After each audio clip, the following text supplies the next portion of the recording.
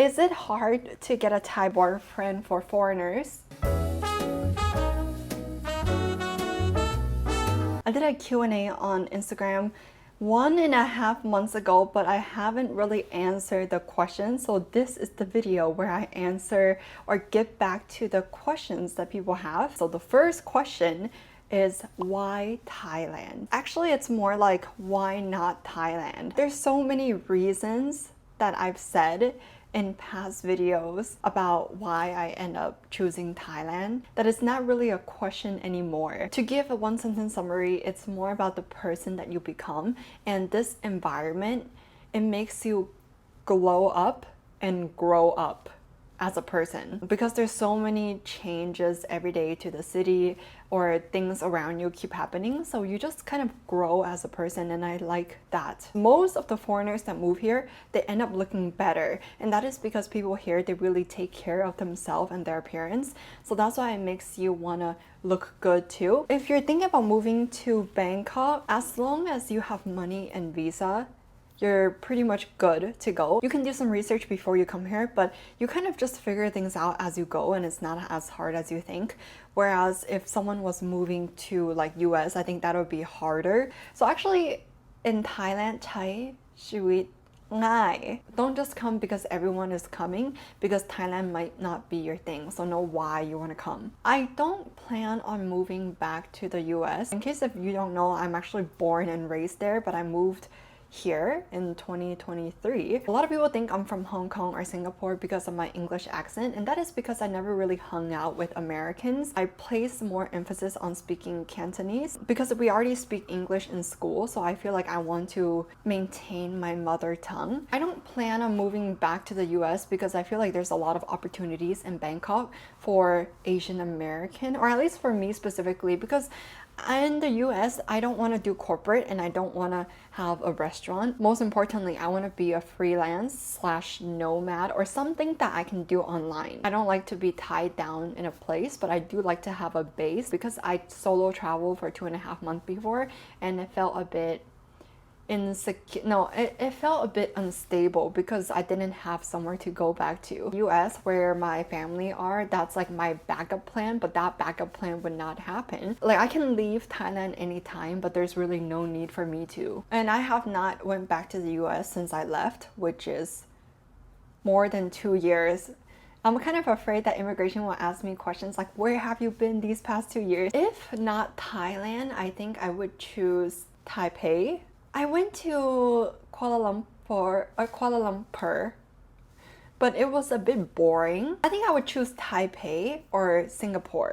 Vietnam also has potential to be the next Thailand in terms of, like, that's the new travel destination because it's lower cost. Thailand is getting a bit pricey, but I like Thailand because Thai language is pleasing to the ears, or it's a place with a language that I don't know, and it's kind of fun because every time I walk out the door, I start thinking a lot. If I go to a place where Cantonese or Mandarin is spoken, then I feel like I know things already, and I kind of like not knowing the language. Tips for learning Thai, to be honest, people keep saying my Thai is good, but actually I only know a few sentences because it's always like this. เป็นคนไทยเหรอ เป็นคนอเมริกาเชื้อสายจีนค่ะ and then they're like, oh ทำไมพูดไทยเก่งจังเลย and then I'd be like เรียนภาษาไทยค่ะ อยู่ไทย2 ปีแล้วค่ะ and then they start saying other things and then I don't really understand, and then the conversation kind of just end.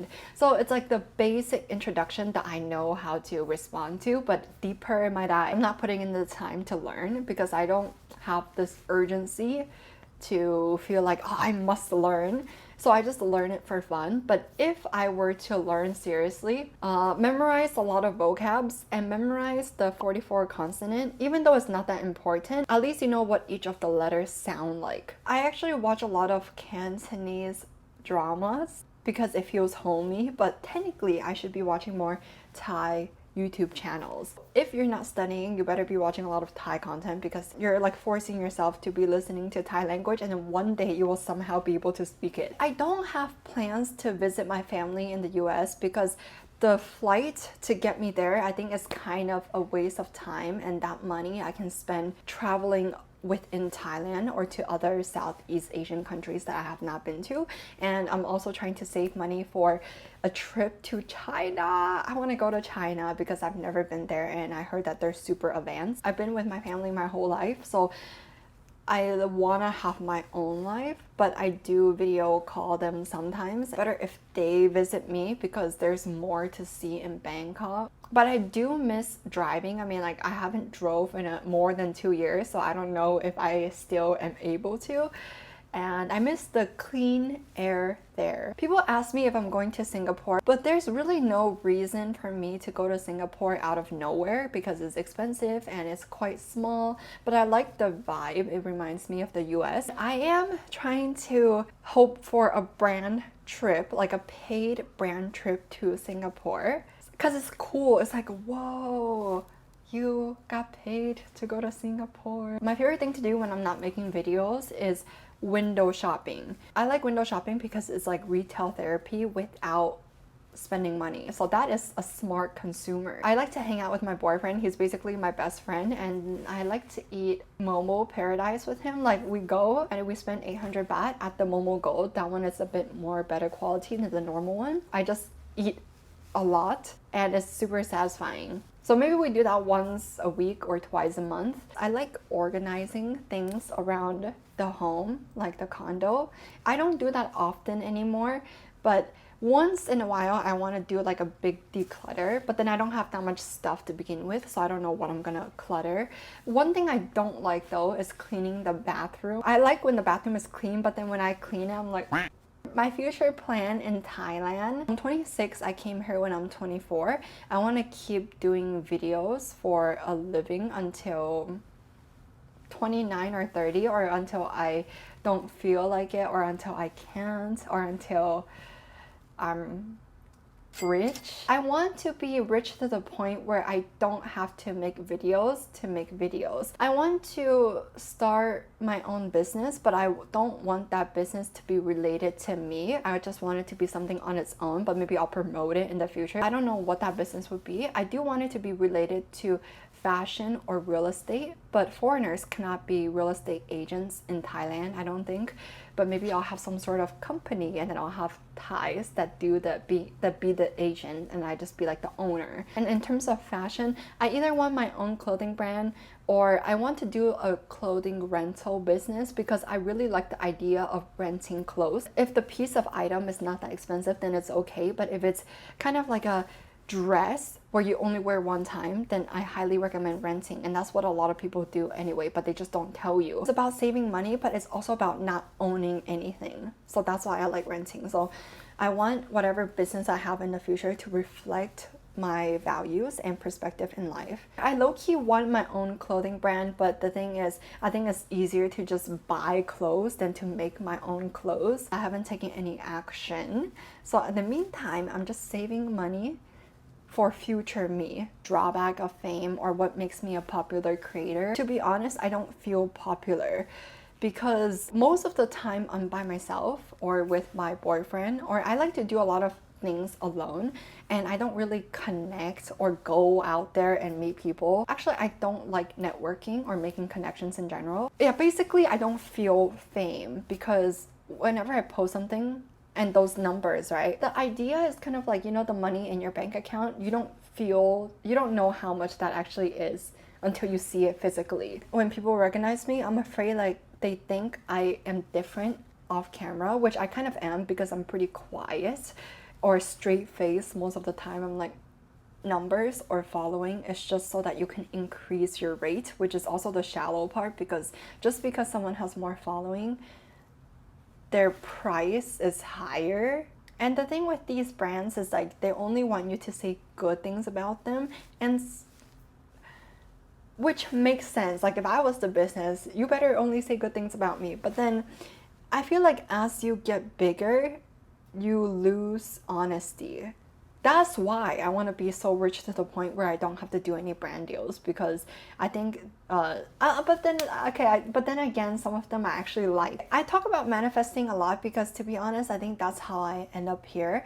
Because back when I was in the US and living with my parents, I was in my room And I was listening to Lavender, like her manifesting and affirmation videos, and I was like, and then the life that I was imagining was literally like this. Now that I'm living that ideal life, I have newer goals. Like the goals keep updating. Everything starts with a desire, something that you want. And then if you want something, you write it down, and then you will unconsciously or consciously start taking actions to get what you want. But I think everything comes from the mindset, that knowing or believing that it will happen. But it just takes time. You don't know when, but you know that one day it'll happen. I kind of believe in meant to be. Like the universe has everything in order. Like for example, if the path is straight, eventually you'll get to the points, but you just don't know when or how long. But you just gotta keep going. And then one day when the universe think that you're being the person that is able to accept that version that you manifest, then it'll give you what you want. I don't really call myself a minimalist. I just keep what I need. I had a phase when I had a lot of stuff, but then I started throwing a lot of things away because I imagined, oh, what if I can only carry a backpack and a carry-on? What would I bring? And then that'll make you realize what you actually need in life. Or you can imagine like, oh, if there was a natural disaster, what would you actually bring with you? Think about scenarios where your belongings are restricted, then you'll realize, oh, you actually don't need a lot in life. I have not tried a lot of hotels in my life. Out of all the ones that I tried, my favorite is Mandarin Oriental in Bangkok because it feels really classic, really bougie. I mean, there are hotels that are modern and new and 5-star, but it doesn't feel classic. Or it doesn't feel like there's a lot of history. So that is one of my favorite, but I want to stay at Dusitani sometime, and then you get a view of Lumpini Park. You know, I go to Lumpini Park for the 5 kilometer most of the day, most of the time. So it'd be cool to look down from there. But then I actually went to Dusitani rooftop bar Spiral for their opening, which saw the whole view of Lumpini. So that was fun. By now I'm not that shook because I kind of got used to the culture. People get easily influenced, and it's such a consumer market. Like they like to buy cute stuff to reward themselves.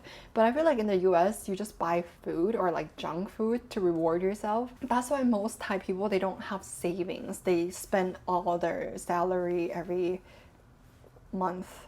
And the other thing is more about the way you communicate. You have to be more polite and you can't be too direct. But I noticed that the people that went abroad, they're more Western mindset, they're more open-minded. If I detect them, then I will be more direct and to the point. Is it hard to get a Thai boyfriend for foreigners?